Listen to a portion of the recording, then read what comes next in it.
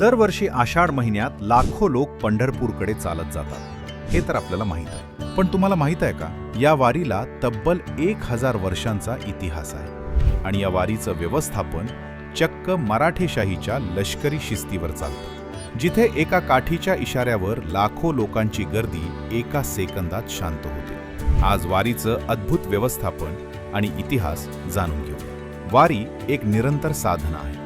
विठ्ठल मंदिरातल्या 1237च्या एका शिलालेखात बारी म्हणजेच वारी असा स्पष्ट ऐतिहासिक उल्लेख आढळतो. महाराष्ट्रातून निघणाऱ्या शेकडो पालख्यांमध्ये आळंदीहून निघणारी संत ज्ञानेश्वर महाराज आणि देहूमधून निघणारी संत तुकाराम महाराज यांची पालखी मुख्य आहे. ज्ञानेश्वर माऊलींच्या सोहळ्याला राजेशाही थाट असतो, तर तुकोबांचा सोहळा अत्यंत पारंपरिक पद्धतीने मार्गस्थ होतो.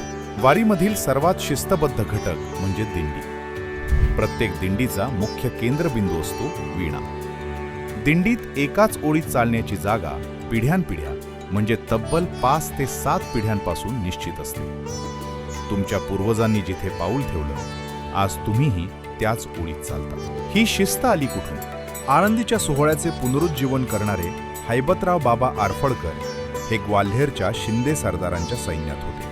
त्यामुळे त्यांनी वारीला लष्करी छावणीचं रूप दिलं. मुक्कामाच्या ठिकाणी तंबू ठोकण्यापासून ते चोपदारांच्या नियंत्रणापर्यंत सगळं काही सैन्यासारखं चालतं. जेव्हा लाखो वारकऱ्यांच्या गोंगाटात चोपदार आपली झराळती चांदीची काठी आकाशात उंच धरतात आणि हो अशी साथ देतात, तेव्हा क्षणार्धात संपूर्ण मैदानात टाचणी पडेल एवढी शांतता पसरते. यानंतर येतो वारीचा सर्वात रोमहर्षक प्रसंग म्हणजेच रिंगण सोहळा.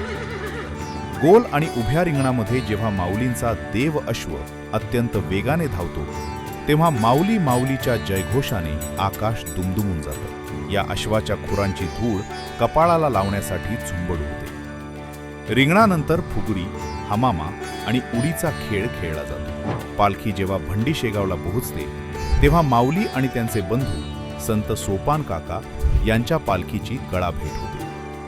हा भावुक प्रसंग पाहून लाखो वारकऱ्यांच्या डोळ्यांच्या कडा पाणावतात. आषाढी एकादशीनंतर गोपाळपुरात गोपाळकाला होऊन वारीची सांगता होते. पण वारी इथे संपत नाही. पंढरपूरहून आळंदी देहूकडे परत येण्याचा 250 किलोमीटरचा प्रवास सुरू होतो, ज्याला वैराग्य वारी म्हणतात. कोसळणारा पाऊस आणि थकलेलं शरीर असूनही निष्ठावान वारकरी विठ्ठल नामाच्या गजरात पायी चालत हा कष्टप्रद प्रवास पूर्ण करतात.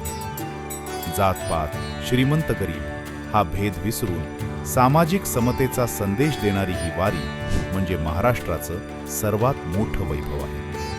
आपल्या संस्कृतीचा आणि व्यवस्थापनाचा हा अद्भुत वारसा प्रत्येक मराठी माणसापर्यंत पोहोचायलाच हवा. हा व्हिडिओ जास्तीत जास्त शेअर करा आणि अशाच ऐतिहासिक व सांस्कृतिक माहितीसाठी आपल्याला आत्ताच फॉलो करा.